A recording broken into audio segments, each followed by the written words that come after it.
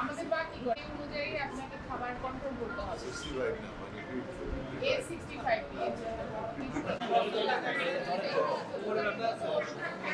মানে A65 Vision Fridge.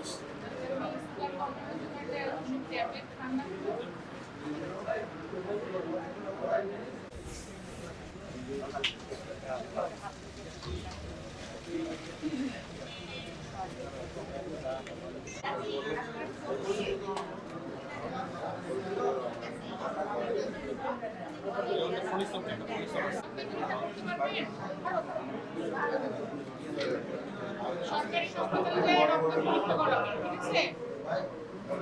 Mostafa জামান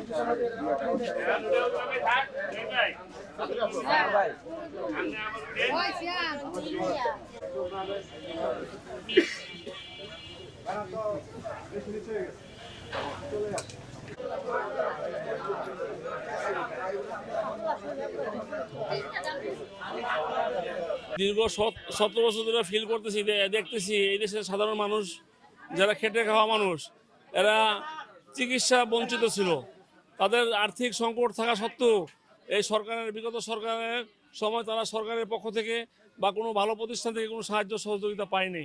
শেখ হাসিনা পালায় যাওয়ার পর আমি চিন্তা করতেছি এই ধরনের লোকদেরকে যদি আমাদের সুযোগ আসছে, আমরা যদি হেল্প করতে পারি, তাহলে এই দেশের মানুষগুলো একটু ভালো চলতে পারবে।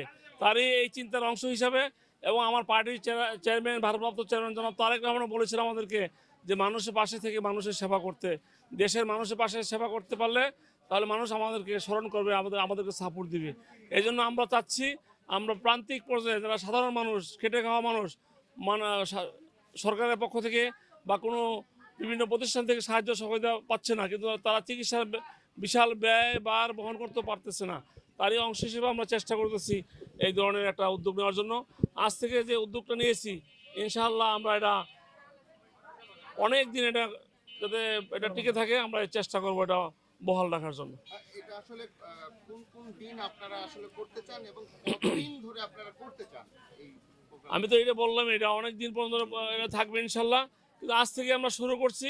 বিশেষ করে আমরা প্রতি শুক্রবার, যাতে সাধারণ মানুষ ওই দিন কাজ থাকে না, ওই দিনেই আমরা এই প্রোগ্রাম করতে চাই। ঢাকা মহানগরের 18, বিশেষ করে ঢাকা মহানগরের 18 আসনের প্রত্যেকটা এলাকায় যেখানে খেটে খাওয়া মানুষগুলো থাকে, বিভিন্ন বস্তি প্রান্তে। মূল উদ্দেশ্য হচ্ছে যারা অসহায় মানুষ, এই মানুষের পাশে গিয়ে আমরা এই টিমটা চালু করতে চাই। আমি চেষ্টা করবো যতদিন বেঁচে থাকি এরা কন্টিনিউ করার জন্য। যদি আল্লাহ কবুল করে, আমি যেহেতু আজকে শুরু করছি, এটা যেন বন্ধ না হয় এই চেষ্টা করে যাবো ইনশাল্লাহ।